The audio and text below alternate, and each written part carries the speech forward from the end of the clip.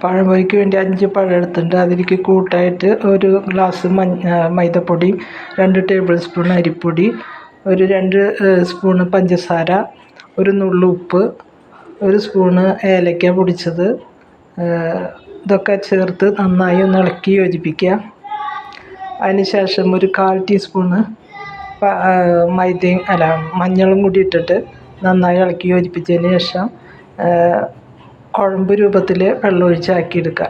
എനിക്ക് ആവശ്യം വന്ന 1 ഗ്ലാസ് വെള്ളമാണ്. അപ്പോൾ അത് ഓരോ പൊടിക്കനുസരിച്ചിരിക്കും.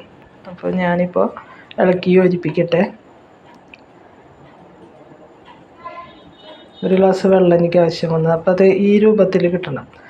ഇതിൽ മുക്കി വെളിച്ചെണ്ണയിലിട്ട് ഉണ്ടാക്കിയെടുത്തതാണ് ഈ പഴംപൊരി. അപ്പോൾ നിങ്ങൾക്ക് ഇഷ്ടപ്പെട്ടാൽ ലൈക്ക് ചെയ്യുക, ഷെയർ ചെയ്യുക, സബ്സ്ക്രൈബ് ചെയ്യുക. Thank you.